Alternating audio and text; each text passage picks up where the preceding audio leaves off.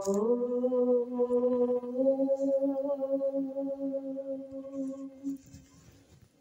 ହେଉଛି पवित्र धरित्री मातांकर पृथ्वी दिवस रे सुंदर रूप में पालन करा जाउछि।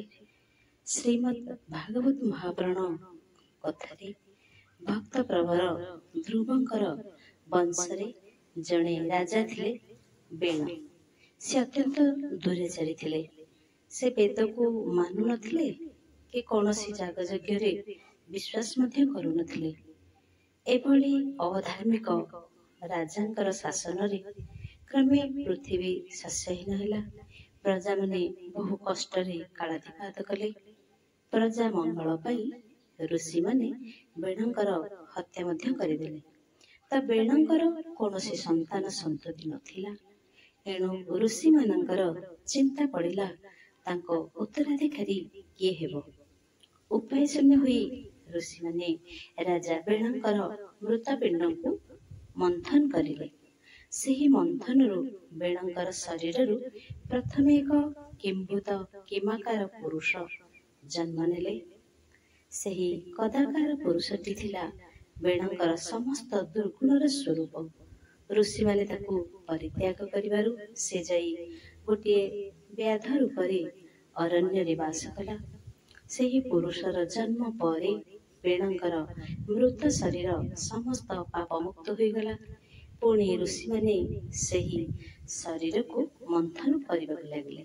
तो एथर बेणंकर दक्षिण बाहुर जन्म नेले एक सुंदर पुरुष। तांकर हस्त पादरे पद्म चिन्ह थिला। विष्णुकलाधारी सेही पुरुष साक्षात श्रीहरिंकर अवतार थिले। अजोनि संभूत दूषण मुक्त शरीर सृष्टि होइतिला। सेही महाधार्मिक नीतिनिष्ठ राजा पृथ्वी नाम रे परिचित हेले। त पृथ्वीर समस्त वीर मानकु परास्त करी राजा पृथ्वी क्रमे ससागर पृथ्वीर हेले एकांग चक्रवर्ती सम्राट। तांकर जश ख्याति चतुर्दिगरे व्यापीगला मध्य। राजा पृथ्वी हेले पृथ्वी सर्वप्रथम राज चक्रवर्ती। पृथ्वी राजा सिंहासन रे अभिषिक्त हेला परे देखिले पृथ्वी रे चतुर्दिगरे छाई जाइछि मरुड़ी दुर्भिक्षर कराल छाई। से कारण स्वरूप जानिबा को पाइले जे पृथ्वी समस्त खाद्य शस्य रस औषधि और समस्त संपद निज गर्भरे लुचाई रखिथिबा हेतु एपरी अवस्था सृष्टि होइछि। हस्तरे धनुर्बाण धारण पूर्वक राजा पृथ्वी जाई धरणी को समस्त संपद उदरमुक्त करने को कहिले। मात्र राजा को अवज्ञा करी धरित्री गोटे गाभी रूपरे सेठारु पलायन कले। राजा धनु उत्तोलन करी धरणीर अनुधावन कले। जेतेबेले धरणी देखिला जे मते आउ रक्षा करिबा पई केही नाही से पृथुंक शरण पसिले। त विनय हुई धरणी माता कहिले, हे राजा मते मारी देले ए सृष्टि निश्चित भावरे ध्वंस होई जिवो। तुमे रहिबो ना आउ तुमर प्रजा माने रहिबे। पृथ्वी अस्त्र अवनमन पूर्वक कहिले, हे धरित्री माता अधर्म बढ़ी जिबारु तुमे गर्भरे लुचि रखिथिबा समस्त समुद्र को मुक्त कर। सुखरे मो प्रजा पालन करे।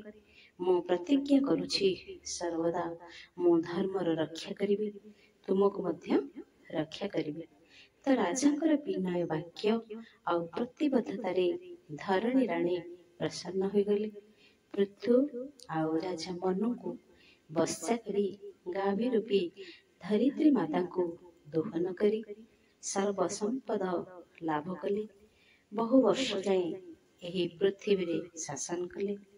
रक्षाकारी भावरे पृथ्वी माता को महाराज पृथ्वींकर कन्या बोली मान्य करागला। पृथ्वींको नाम अनुसारे एही धरित्री मातांकर नाम होइला पृथ्वी। त श्रीमद् भागवत चतुर्थ स्कंद 19 अध्याय पृथ्वींको धरणी दोहन प्रसंग रे अति बड़ी श्री जगन्नाथ दास लिखले, मनो को पश्चारूप करी भावे बोलाई दंडधारी तुए हस्तन्य पान कर जे मन्ते संचरई क्षीर। तेबे धरित्री मांकर वंदना एहिपरि भावरे मध्ये अछन्ति। वन्दे माता वसुन्धरी विश्वे आसिलु अवतरी जीव जड़ंकु धरी कोले पालुछु माता स्नेहशीले धारण नामे वसुन्धरा बासुकी शिरे वसुपरा अटुल रत्न गर्भा नाना रतन गर्भे शोभा वसुधा क्षमा गुणे कली सहुमा सन्तानर दली पृथ्वी नामटी तोहरी पृथु दुहिले गावी करी वंदना माता वसुमती अटु प्राणी गति मुक्ति धात्री नाम रे धरित्री अशेष स्नेह प्राणी प्रति वंदना मालो धरणी बक्षरे शोभा शैल श्रेणी माल कल्प द्रुम तुही सकल कामना पुराई सबुरी काम धेनु तुही प्राणी बचन्ति तोते दुही शरीर शोभे जलस्थल नदी कानन तोटामाल गर्भे राखिलु करी जत्न असंख्य हीरा नील रत्न तो देहे बरा फल मूल देह धरंती जीवकूल जननी तोर चरण रे नमे अधम भक्ति बरे जननी तोर चरण रे नमे अधम भक्ति भरे। बोल धरणी माता की जय।